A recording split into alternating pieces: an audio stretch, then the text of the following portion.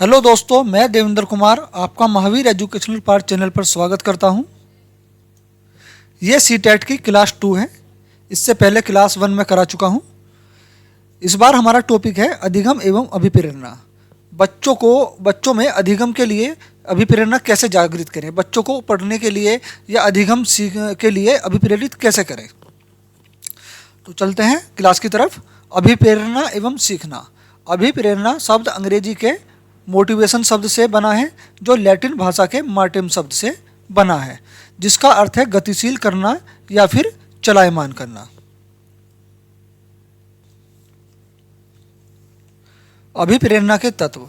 अभिप्रेरणा के 3 तत्व माने गए हैं, जिन्हें कलार खल के सिद्धांत से लिया गया है। ये 3 तत्व हैं। पहला तत्व है आवश्यकता यानी नीड।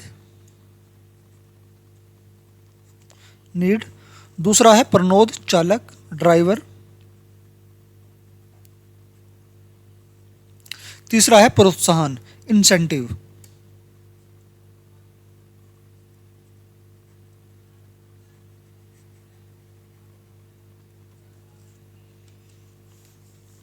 ठीक है, ये अभिप्रेरणा के 3 तत्व हैं, आवश्यकता, प्रनोद, प्रोत्साहन। अब अभिप्रेरित कैसे होता है व्यक्ति? किसी कार्य को करने के लिए अभिप्रेरित क्यों होगा? खामखा किसी कार्य को थोड़ी करने लगेगा। किसी कार्य को करने के लिए जब भी तो व्यक्ति कुछ कार्य करने के लिए अभिप्रेरित होगा, जब उसे कुछ लालच होगा। तो यहाँ होता है आवश्यकता। आवश्यकता हुई व्यक्ति को भोजन की। ठीक है। प्रनोद चालक, भूख लगी, आवश्यकता है भोजन की। और प्रोत्साहन, जब भोजन की प्राप्ति हो जाए उसको बोलते हैं प्रोत्साहन यानी संतुष्टि। अब ये किसी व्यक्ति पर या बच्चे पर कैसे लागू होता है? देखिए, आवश्यकता, जब तक व्यक्ति कोई कार्य नहीं करता, जब तक उसको किसी चीज़ की आवश्यकता महसूस नहीं होती, और वो आवश्यकता जिसके लिए हो, जिस जरूरत के लिए हो। जैसे यहाँ भोजन की आवश्यकता है, लेकिन भोजन की आवश्यकता क्यों है? क्योंकि भूख लग रही है। मेन है यहाँ भूख लगना। ये भूख ही व्यक्ति को दौड़ाती है, किसी कार्य को करने के लिए मजबूर करती है या अभिप्रेरित करती है। ये भूख है। व्यक्ति को भूख लगी तो व्यक्ति भागेगा। ठीक है, व्यक्ति भागेगा या कुछ कार्य करेगा भूख के लिए। आवश्यकता है उसे भोजन की। जब व्यक्ति कोई कार्य करेगा या कोई काम करेगा या पैसे कमाएगा, तो उससे वो भोजन लेगा, फिर भोजन को खाएगा। भोजन प्राप्ति को ही बोला है प्रोत्साहन। जब प्रोत्साहन हो जाएगा तो भोजन मिलने के बाद व्यक्ति को संतुष्टि की प्राप्ति होगी। ये अभिप्रेरणा के 3 तत्व हैं। अब जब बच्चे में भी जो है इसी तरह से लागू होते हैं। पहले बच्चे में देखिए बच्चे को किस चीज़ की आवश्यकता है, फिर बच्चे को देखिए ऐसी कौन सी आवश्यकता है जो बच्चे को अभिप्रेरित कर देगी, जो बच्चे को मजबूर कर देगी पढ़ने के लिए, जो बच्चा खुद अपनी मर्जी से स्वतः ही पढ़ने के लिए मजबूर हो जाए, अधिगम के लिए मजबूर हो जाए। क्योंकि बच्चा अगर खुद से ही अभिप्रेरित होगा तो बच्चे में पढ़ने के प्रति फिर रुचि होगी। बच्चा फिर अधिगम प्राप्त करेगा वो रुचि के साथ करेगा। इससे उसका अधिगम जो होगा वो स्थायी होगा। अब जैसे यहाँ व्यक्ति को भोजन की जरूरत है, आवश्यकता है भोजन की। प्रनोद चालक, लेकिन वो चालक कौन है जो उसे भोजन के लिए दौड़ाएगा, भोजन के लिए वो भागेगा? वो प्रनोद चालक क्या है? वो है भूख उसे दौड़ा रही है, भूख उसे चलायमान कर रही है। फिर उसके बाद जब उसे खाना मिल गया, भोजन की प्राप्ति हो गई, तो प्रोत्साहन, भोजन की संतुष्टि। ठीक है, यही अभिप्रेरणा के 3 तत्व है। इन्हीं से अभिप्रेरणा जो है बच्चे में भी जागृत की जा सकती है। अगर किसी बच्चे में अधिगम के प्रति अभिप्रेरणा नहीं होगी तो वो रुचि लेकर अधिगम को ग्रहण नहीं करेगा। अभिप्रेरकों को अलग अलग विद्वानों ने अलग अलग भागों में बांटा है। इनमें से प्रमुख विभाजन निम्न है। मैस्लो का विभाजन। मैस्लो ने प्रेरकों को 2 प्रकार माने हैं, जन्मजात प्रेरक, अर्जित प्रेरक। जन्मजात जैसे भूख प्यास, देखिए भूख प्यास जन्मजात ही हैं। भूख और प्यास लगना ये आंतरिक है, जन्मजात है। कोई इसको आप बाहर से ग्रहण नहीं करेंगे कि हाँ भाई मुझे भूख दे दो, प्यास दे दो। नहीं, ये जन्मजात हैं। ये बच्चे में या व्यक्ति में जन्मजात होती हैं। बच्चा जो है इन्हीं के साथ पैदा होता है। तो ये वे प्रेरक हैं। फिर आते हैं दूसरे अर्जित प्रेरक, जैसे पैसा व सम्मान।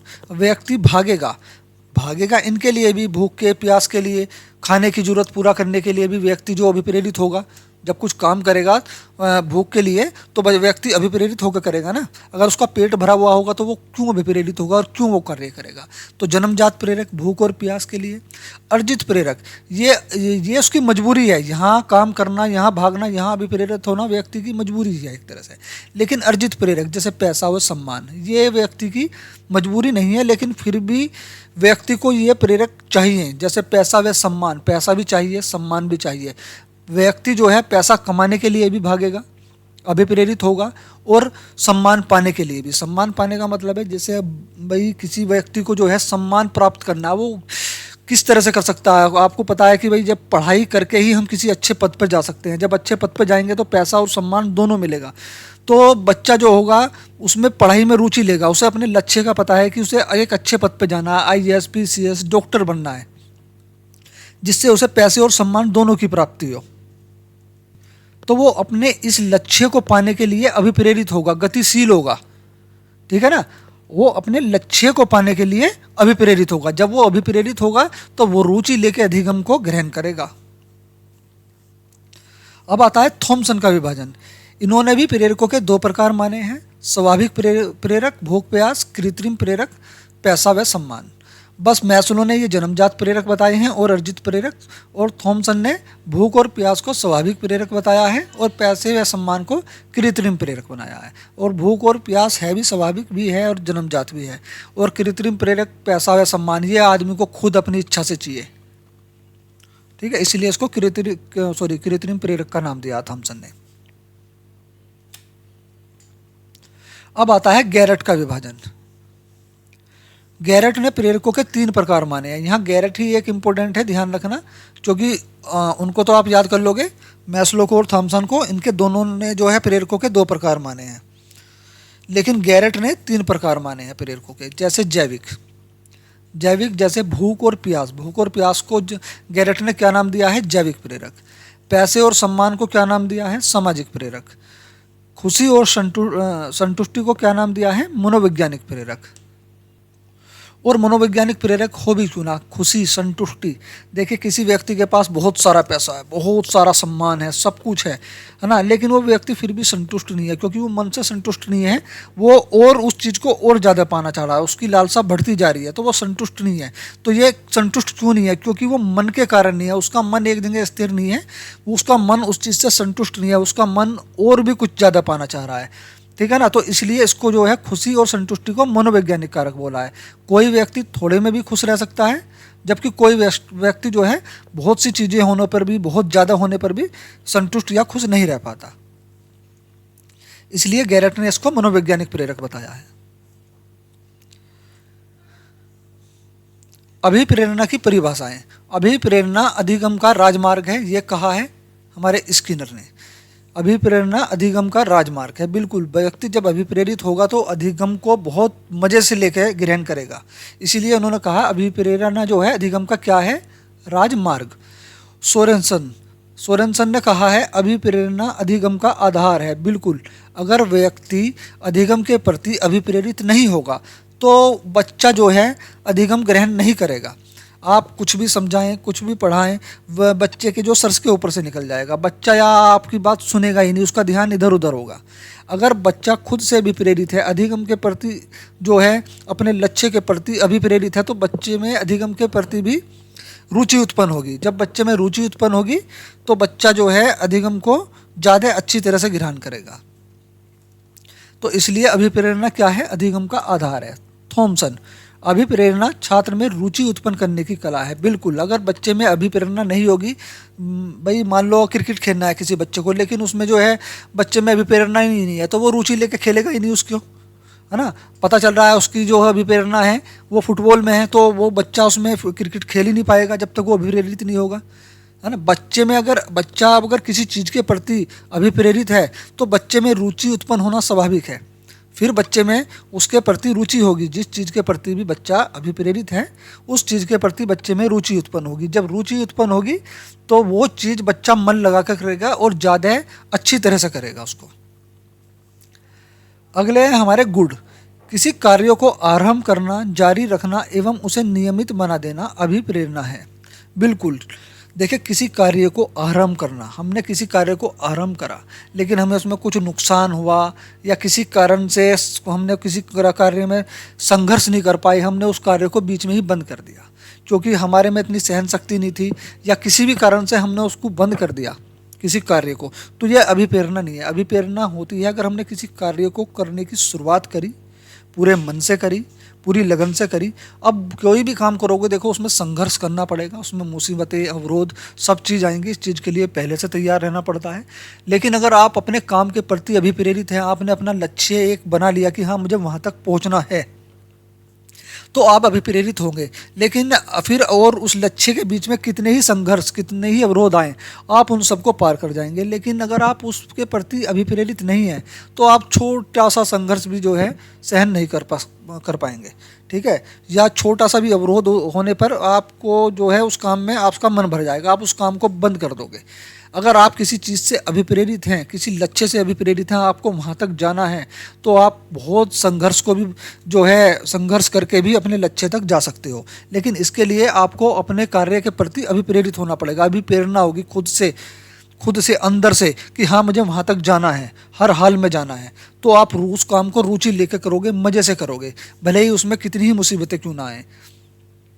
तो इसीलिए गुरु ने कहा है किसी कार्य को आरंभ करना, जारी रखना और उसे नियमित बना देना, लगातार चला देना, वो अभिप्रेरणा है, ठीक। पीटी यंग किसी क्रिया को जागृत करने, उसे बनाए रखने तथा उसके तरीकों को नियमित करने की को अभिप्रेरणा कहते हैं। क्रैंच एवं कैचफील्ड अभिप्रेरणा का प्रश्न क्यों और कैसे का प्रश्न है। बिल्कुल अभिप्रेरणा का प्रश्न क्यों और कैसे का प्रश्न है। देखिए, जब आप या एक शिक्षक कक्षा में बच्चों को पढ़ाता है तो वो बहुत सारे बच्चों को पढ़ाता है, लेकिन बहुत सारे बच्चों को जब वो पढ़ाता है उनमें से एक या दो ही बच्चे ऐसे हैं जो टीचर से वापस क्वेश्चन करते हैं, है ना, ठीक है ना। अपनी जिज्ञासा शांत करने के लिए जो है टीचर से प्रश्न करते हैं, पूछते हैं, और टीचर उनकी जिज्ञासा शांत करता है उनके प्रश्नों का उत्तर देकर, ठीक है ना। अभिप्रेरणा का प्रश्न क्यों और कैसे का है, बिल्कुल इसीलिए क्योंकि देखिए 50 के 50 बच्चे प्रश्न नहीं करते, क्योंकि 50 के 50 बच्चे जो है अधिगम में अभिप्रेरित नहीं है। प्रश्न वही करेगा जो अधिगम में अभिप्रेरित होगा, जो अधिगम में रुचि ले रहा होगा, जो अधिगम में अभिप्रेरित होगा वही टीचर से प्रश्न करेगा। मान लिया कोई शिक्षक जो है कोई चैप्टर पढ़ा रहा है, अध्याय पढ़ा रहे हैं, तो अध्याय खत्म होने के बाद जो है बच्चे का शिक्षक से प्रश्न पूछना किस तरफ संकेत करता है। ये क्वेश्चन सीटेट में बना हुआ है कि बच्चे का शिक्षक से प्रश्न करना किस ओर संकेत करता है। वह अभिप्रेरित है, वह हतोत्साहित है, या और भी ऑप्शन थे, तो वह अभिप्रेरित है, वह बच्चा अभिप्रेरित है अधिगम के प्रति, इसलिए वो शिक्षक से प्रश्न कर रहा है, ठीक है। अगला चलते हैं गेटस अभिप्रेरणा एक व्यक्ति के अंदर वह शारीरिक मानसिक दशा है जो उसे किसी क्रिया को करने के लिए प्रेरित करती है। बिल्कुल देखिए, अभिप्रेरणा व्यक्ति के जो है शारीरिक और मानसिक दोनों तरीके से जागृत होगी। अगर दोनों तरीकों से आप अभिप्रेरित हैं तो ही किसी कार्य को आप कर सकते हैं, मन लगाकर उसके प्रति अभिप्रेरित होंगे। अगर आप शारीरिक रूप से कमज़ोर हैं या मानसिक रूप से कमज़ोर हैं तो शायद आपको अभिप्रेरित पूरी तरह से ना हो पाए, थोड़ा बहुत हो जाए, उस बात को नहीं कह सकता मैं, पर पूरी तरह से नहीं हो सकते आप, ठीक है ना। तो व्यक्ति को जो शारीरिक मानसिक रूप से मजबूत होना चाहिए अपने काम के भी प्रति और स्वाभाविक तौर से भी। अब है अधिगम के लिए बच्चों को कैसे अभिप्रेरित करें। देखिए, अधिगम के लिए बच्चों को कैसे अभिप्रेरित करेंगे आप, उसके पूर्व ज्ञान के द्वारा। पूर्व ज्ञान से मतलब है बच्चे को उसके पूर्व ज्ञान से जोड़कर पढ़ाएं। पहले इसकी डेफिनेशन लिख लेते हैं, उसके बाद इसको डिटेल में समझेंगे। बच्चा जो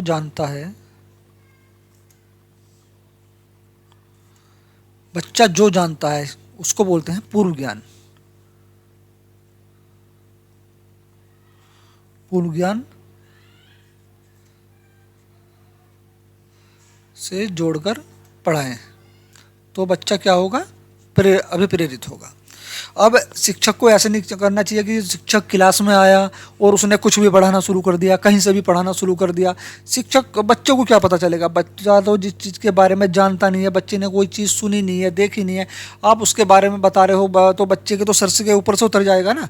मान लो कोई बच्चा थर्ड में है, आपको कोई चैप्टर पढ़ाना है, उसको नया चैप्टर, नया ज्ञान देना है, तो पहले बच्चे के पूर्व ज्ञान का पता करो कि बच्चा कहाँ तक जानता है उस बारे में।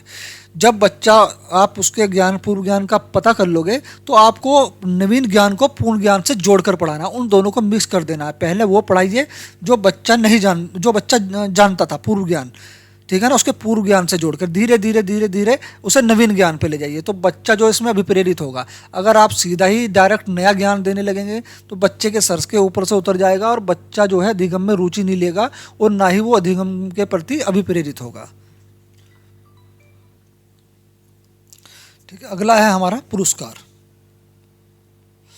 तो पहला समझ गए होंगे, बच्चे को पूर्व ज्ञान से जोड़कर पढ़ाएं, जो बच्चा पहले से जानता है उसके आधार पर ही उसको नवीन ज्ञान प्राप्त कराएं, उसके साथ जोड़कर। पुरस्कार में, चलो पहले एक बार इसकी डेफिनेशन लिख लेते हैं। बच्चे को जो प्रोत्साहित करें,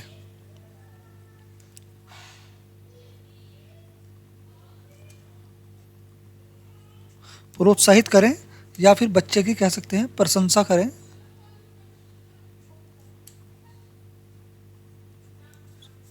तो वह अधिगम में और भी बेहतर तरीके से अधिगम को प्राप्त करेगा या अधिगम में और भी बेहतर तरीके से वो अभिप्रेरित होगा। जब भी बच्चा कुछ अच्छा काम करता है तो क्लास में उसके लिए जो है क्लैपिंग करवाएं, तालियां बजाएं, बच्चे की प्रशंसा करवाएं, तो बच्चे में इसमें जो है, इससे आत्मविश्वास जागृत होता है, बच्चे में अभिप्रेरणा जागृत होती है कि हाँ भाई मैंने बहुत अच्छा काम करा, अगली बार मैं इस काम को और भी अच्छे तरीके से करूँगा, है ना। इससे क्या होता है, बच्चा किसी काम को, जिस काम के लिए उसकी प्रशंसा की जाए, अगली बार वो उस कार्य को उससे भी अच्छी तरीके से करने की कोशिश करता है। क्यों? क्योंकि वो अब उस कार्य के प्रति और भी ज़्यादा अभिप्रेरित है। ठीक, अगला है हमारा शिक्षण विधि। बच्चों को जो ज़्यादातर करके सीखने वाली विधियाँ से जो है शिक्षक को पढ़ाना चाहिए, या मोंटेसरी विधि से, मांटेसवरी विधि से बच्चों को पढ़ाएं। खेल खेल में बच्चों को ज्ञान दें, खेल खेल से बच्चा जल्दी सीखता है, अंत्यक्रिया करके जो है बच्चा जल्दी सीखता है। आपस में एक दूसरे से बच्चे बहुत अच्छी तरह सीख चुके हैं, लेकिन ये शिक्षण विधि की बात हो रही है, तो शिक्षण विधि बच्चे के अनुकूल हो। बच्चे के, ऐसा नहीं है कि क्लास में बहुत सारे बच्चे होते हैं, ज़रूरी नहीं सभी बच्चे सामान्य होंगे, कुछ बच्चे जल्दी सीख जाएंगे, कुछ बच्चे थोड़ा सामान्य रूप से सीखेंगे और कुछ और कम और मंदा सीखेंगे, है ना। कई कैटेगरी के बच्चे होते हैं, तो उन बच्चों पे जो है अलग अलग शिक्षण विधि शिक्षक को अपनानी चाहिए, ना कि एक ही शिक्षण विधि से पढ़ाई जाए। जैसे मान लो कोई बच्चा प्रतिभाशाली है, उसके लिए अलग से शिक्षण विधि है, लेकिन टीचर क्या है, उसी शिक्षण विधि से सभी बच्चों को पढ़ा रहा है, तो और बच्चों को इसका कोई फ़ायदा नहीं होगा। सिर्फ प्रतिभाशाली बच्चा तो उससे ज्ञान ले सकता है, अच्छी तरह से भी प्रेरित हो सकता है, लेकिन और बच्चे नहीं होंगे, वे और तो और डिमोटिवेशन हो गए, इससे जो होगा वे अभिप्रेरित नहीं होंगे और भी, बिल्कुल भी। तो कहने का मतलब है कि शिक्षण विधि ऐसी होनी चाहिए कि कोई बच्चा सामान्य बुद्धि का है, तो सामान्य या किसी कारण से अधिगम में कठिनाई अनुभव कर रहा है, तो उसको दूसरी शिक्षण विधि से पढ़ाएं, उसको उसके अनुकूल शिक्षण विधि से पढ़ाएं, जिससे उसके लिए जो है वो अधिगम को ग्रहण करने में आसानी हो। ऐसी शिक्षण विधि को शिक्षक को जो है यूज करना चाहिए। विषय वस्तु का स्वरूप, देखिए विषय वस्तु का स्वरूप जो है, बच्चे की उम्र, चलो मैं लिख देता हूँ, उम्र,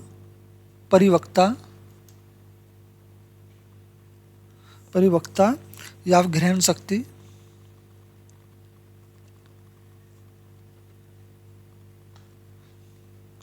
ग्रहण शक्ति के अनुकूल हो, तो बच्चा पढ़ने के लिए या अधिगम के लिए और भी ज़्यादा प्रेरित होगा। देखिए विषय वस्तु कोई भी ऐसी नहीं होनी चाहिए कि बच्चे के लिए वो बहुत ज़्यादा हार्ड हो या उसकी उम्र से बहुत ज़्यादा बड़े बच्चे के लिए हो। आप जो है इस तरह से बच्चे को पढ़ाएं, इस तरह की विषय वस्तु हो तो बच्चा नहीं पढ़ पाएगा। बच्चे की ग्रहण शक्ति पता है आपको किस लेवल की है, तो उसी लेवल से जो है बच्चों को पढ़ाना चाहिए। विषय वस्तु का स्वरूप भी जो है बच्चे की उसी तरीके का होना चाहिए। कहने का मतलब है आप प्रतिभाशाली बच्चे को, जब क्लास में कई कैटेगरी के बच्चे हों तो प्रतिभाशाली बच्चों को थोड़ा हार्ड कार्य दें, जिससे जो है उसको उसमें अधिगम में अभिप्रेरित होगा, प्रतिभाशाली बच्चे को हार्ड कार्य देने से अधिगम में और ज़्यादा भी प्रेरित होता है प्रतिभाशाली बच्चा। लेकिन अगर वही हार्ड कार्य आप सामान्य बुद्धि वाले या कम थोड़ा सा बुद्धि वाले बच्चों को दे दिया तो वो बच्चा अभी प्रेरित नहीं होगा, क्योंकि सभी बच्चे सीखते हैं, ये कन्फर्म है, सभी बच्चे ग्रहण करते हैं शिक्षा, सभी बच्चे अधिगम ग्रहण करते हैं। लेकिन कोई बच्चा देर से करता है, कोई बहुत जल्दी कर लेता है, कोई थोड़ा और कम करता है, लेकिन सीखते सभी बच्चे हैं। तो इस आधार पर बच्चों को जो होमवर्क देना है या कार्य देना है, इस आधार पर देना चाहिए। प्रतिभाशाली बच्चों को कठिन कार्य दें, सामान्य बुद्धि वालों को सामान्य कार्य दें, और थोड़ा सा कम ज़्यादा समय ले जो बच्चा सीखता है उसको थोड़ा और आसान कार्य दें, है ना। इससे क्या होगा, बच्चा जब वो कार्य कर देगा तो उसका आत्मविश्वास बढ़ेगा, वो पढ़ाई के लिए या अधिगम के लिए और भी ज़्यादा प्रेरित होगा। ठीक है, सभी बच्चों को एक सा होमवर्क नहीं देना चाहिए कि सभी बच्चे जो हैं, आपने सभी बच्चों को एक सा होमवर्क दे दिया। ऐसा भी नहीं है कि आपने जो है ज़्यादा से ज़्यादा आसान कार्य सभी बच्चों को दे दिया। नहीं, इससे प्रतिभाशाली बच्चा क्या होगा, वो अभी प्रेरित नहीं होगा, वो ऊब जाएगा। इससे बच्चे की अभिप्रेरणा, प्रतिभाशाली बच्चे की अभिप्रेरणा जो है खत्म हो जाएगी। ऐसा नहीं करना आपको। आपको प्रतिभाशाली बच्चों को कठिन कार्य देना है, सामान्य बुद्धि वालों को सामान्य कार्य, थोड़ा सा जो समय लेकर सीखते हैं उनको और ज़्यादा आसान कार्य देना है।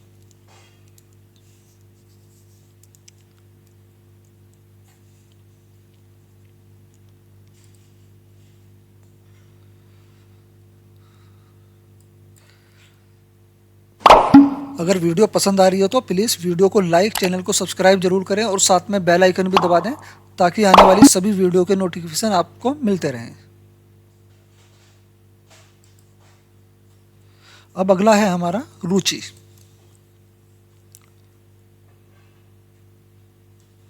देखिए बच्चे की रुचि कैसे बढ़ती है, पुनर्बलन के द्वारा। पुनर्बलन के द्वारा भ्रम दूर करना, भ्रम दूर करना या करके सिखाना, करके सीखना, इससे बच्चे में रुचि उत्पन्न होती है। पुनर्बलन वही बच्चे की प्रशंसा करना, शाबाशी देना, ठीक है ना, किसी तरह का कार्य करने, अच्छा कार्य करने पर, या बच्चे के भ्रम दूर करना। बच्चा किसी तरह से भ्रमित है या किसी सवाल को कन्फ्यूज हो रहा करने में, तो उसका भ्रम ये दूर करना, और बच्चे को ज़्यादातर गतिविधि आधारित जो है शिक्षा कार्य देना, जिससे बच्चा व्यस्त रहे। इससे क्या होता है, बच्चे में अधिगम के प्रति रुचि जागृत होती है। जब बच्चे में रुचि जागृत होगी किसी कार्य को करने के लिए, तो वो उस कार्य के प्रति अभिप्रेरित होगा। रुचि होना बच्चे में जरूरी है। अगर रुचि नहीं होगी तो बच्चा अभिप्रेरित नहीं होगा, ठीक है ना। अगर बच्चा अभिप्रेरित है तो भी बच्चे में रुचि होनी बहुत ज़रूरी है, क्योंकि बच्चा अगर अभिप्रेरित है, रुचि नहीं है, तो वो उस काम को उतने बेहतर ढंग से नहीं कर सकता। अगर बच्चा अभिप्रेरित है और बच्चे में रुचि भी है, जितनी ज़्यादा बच्चे में रुचि होगी किसी कार्य के प्रति, उतनी ही ज़्यादा जो है वो उतना ही ज़्यादा वो बच्चा अभिप्रेरित होगा उस कार्य के प्रति। ठीक है, अगला है जिज्ञासा शांत करने के अवसर। जिज्ञासा, देखिए बच्चे में, छोटे बच्चों में जिज्ञासा बहुत ज़्यादा होती है।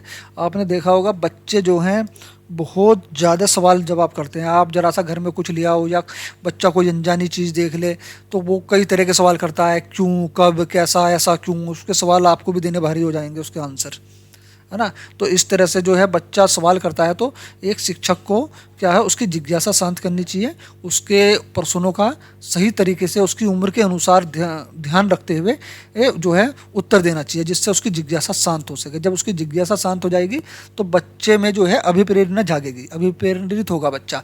अगर आप उसकी जो है प्रश्नों का सही तरह से जवाब नहीं देंगे या उसकी जिज्ञासा शांत नहीं करेंगे, कहेंगे अरे चलो चुप, कैसा काम कर रहा है, क्या कैसे सवाल कर रहा है, अपना काम कर, पढ़ाई पर ध्यान लगा, तो बच्चा क्या होता है, इससे विप्रेरित नहीं होता है। ठीक है ना। बच्चे में कैसा भी बच्चा सवाल करे, आपको उसके प्रति समझाना है, उसकी जिज्ञासा शांत करनी है। इससे बच्चा जो है अभिप्रेरित होगा और पढ़ने में रुचि भी लेगा।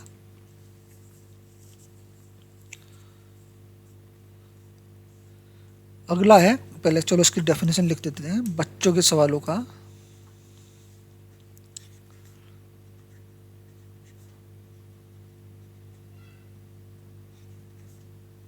बच्चों के सवालों का शिक्षक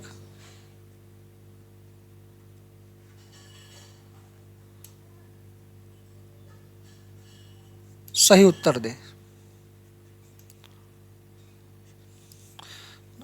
या बच्चे की जिज्ञासा शांत करे। कक्षा का वातावरण कैसा होना चाहिए? प्रजातांत्रिक, प्रजातांत्रिक या लोकतांत्रिक। अब प्रजातांत्रिक और लोकतांत्रिक से क्या मतलब है? कक्षा का वातावरण, माहौल ऐसा होना चाहिए कि बच्चा अपने विचारों को प्रकट कर सके। ऐसा नहीं है बच्चा शिक्षक के डर से अपने विचारों को अंदर ही अंदर दबा दे, बच्चा अपने विचार प्रकट ना कर सके, ठीक है ना, या अपने सवालों के जो अपना सवाल ना शिक्षक से कर सके, उसकी जिज्ञासा शांत ना हो पाए। तो कक्षा का वातावरण प्रजातांत्रिक होना चाहिए, बच्चे को कहने का पूरा मौका देना चाहिए और उसके विचारों को व्यक्त करने का माहौल, शिक्षक ऐसा माहौल बनाए कि बच्चा अपने विचारों को प्रकट कर सके। ये होता है प्रजातांत्रिक। लोकतांत्रिक, बच्चे को अपने विचार रखने की या प्रश्न पूछने की आज़ादी हो। अगला है हमारा कक्षा का व्यवहार। कक्षा का व्यवहार कैसा होना चाहिए? मित्रवत, मित्रवत, सौहार्दपूर्ण,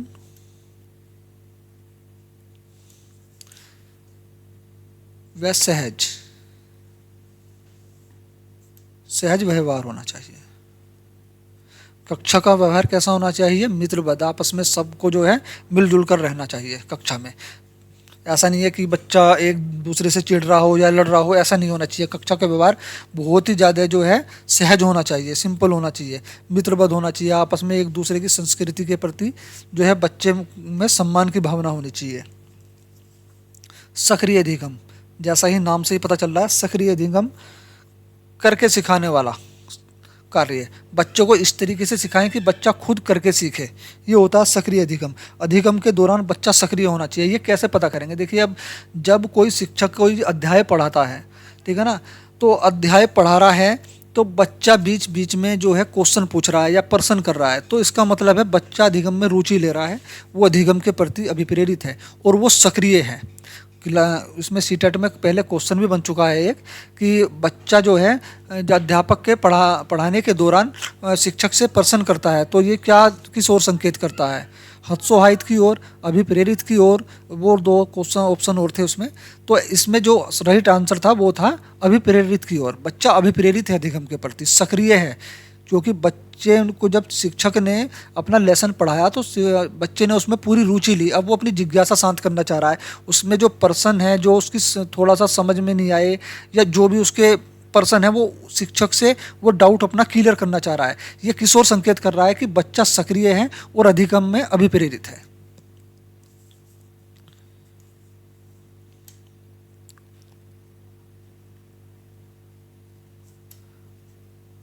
अधिगम के दौरान बच्चा सक्रिय रहे। इसमें शिक्षक भी बीच बीच में जो है सब बच्चों से सवाल कर सकता है, ताकि बच्चे को ये पता रहे कि हाँ भाई शिक्षक की हम पे नज़र है। तो इस तरह से भी जो बच्चे अधिगम में या पढ़ाते समय ध्यान इधर उधर रखता रहता है ना, तो वो भी जो है अधिगम में रुचि लेंगे। अगला है हमारा विचार प्रकट करने के अवसर। कक्षा में बच्चों को अपने विचार प्रस्तुत करने का मौका देंगे। मैंने अभी ऊपर बता ही दिया आपको, है ना। बच्चे को जो है ऐसा माहौल होना चाहिए कि बच्चे अपने विचारों की अभिव्यक्ति कर सके, अपने विचार प्रकट कर सके, प्रश्न पूछ सके, अपनी जिज्ञासा को शांत कर सके।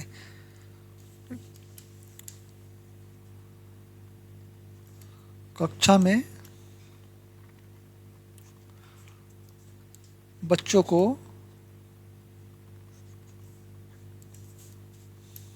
अपने विचार प्रस्तुत करने का मौका दें।